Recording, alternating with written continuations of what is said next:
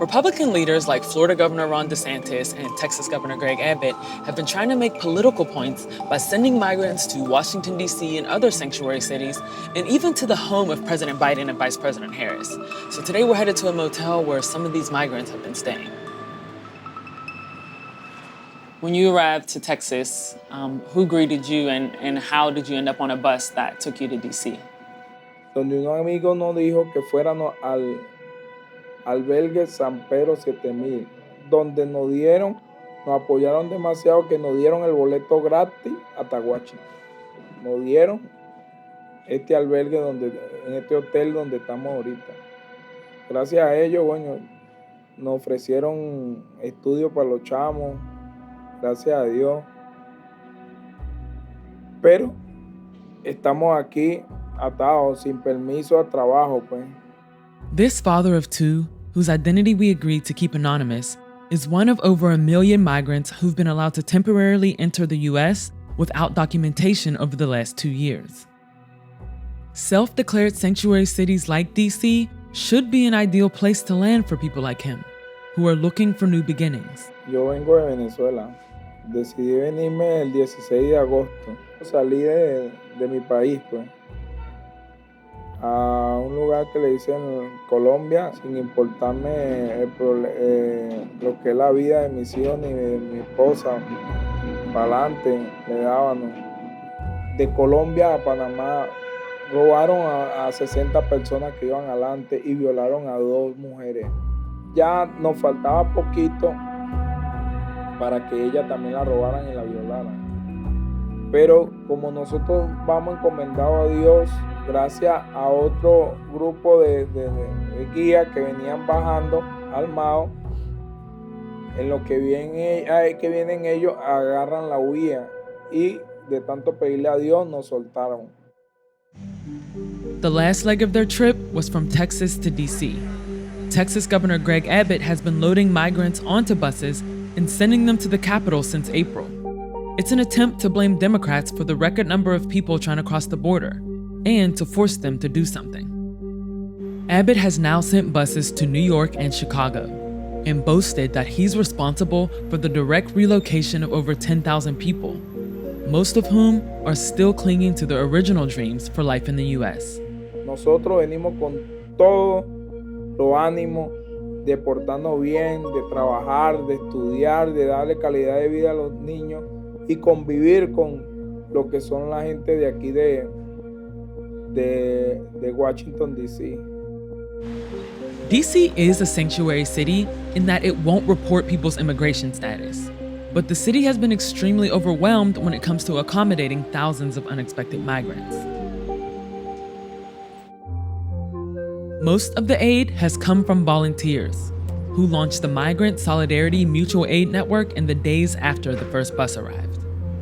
3 or 4 months ago, we were just raising money from family and friends in the community. Now we have a few partnerships with a few organizations in DC that do donate some meals, so it's been a little bit easier, but we're all volunteers, so it's logistically challenging. And then there are random times where we just need to feed, this 20 people and we don't have any donations and we have to revert to using our own money or using funds that we fundraise. What called you to want to do this work? I would say, my father was an immigrant, and, I just feel like at the end of the day, all the people we work with are really just people, and if I'm ever in a situation where I need help, I hope that people are helpful and friendly and supportive, and I just feel like we needed to do what the city was not doing. The city is only now catching up in offering aid 5 months after the first bus arrived. After several calls for help from volunteers, Mayor Muriel Bowser declared a public emergency. This response will include a program to meet all buses, and given that most people will move on, our primary focus is to making sure that we have a humane and an efficient welcome process that will allow people to move on to their final destinations.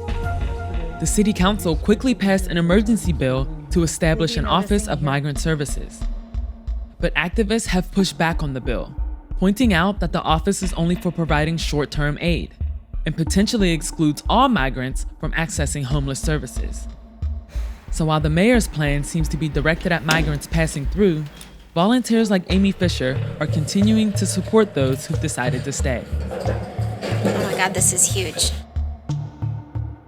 We're seeing massive failures by both sides of the aisle at the local, state, federal level. We have a mayor that is pushing legislation that in many ways intends to starve people out of the city. What is some of the stories that you are hearing from them once they finally arrive to DC? Are they excited? And did any of them, or did a lot of them even know that they were coming to DC? Many of them did. I think that's the thing that's been interesting about this is as horrible as the intentions are, the reality is the buses are oftentimes really helpful for people to get to their final destination. What do you think is missing from the national conversation around immigration right now? The voices of those that are doing the work and the voices of those that are impacted. You talk to people and they, tell you about their past lives, and they're kind, they're funny, they're silly. I think so much of our conversation views these people as like helpless strangers, and really they're not. They're regular people that are thrust into really hard situations and doing their best to get by. Once you arrived here in the United States, has the experience been what you expected? Por lo menos nos dieron lo que es la estadía llegando, pues que lo necesitábamos para descansar. Mis hijos veían la cama y veían a Dios, pues. Mamá, una camota, porque teníamos ya 24 días y 27 días, porque en migración dormíamos también en el piso. Y vieron una cama y vieron a Dios, pues.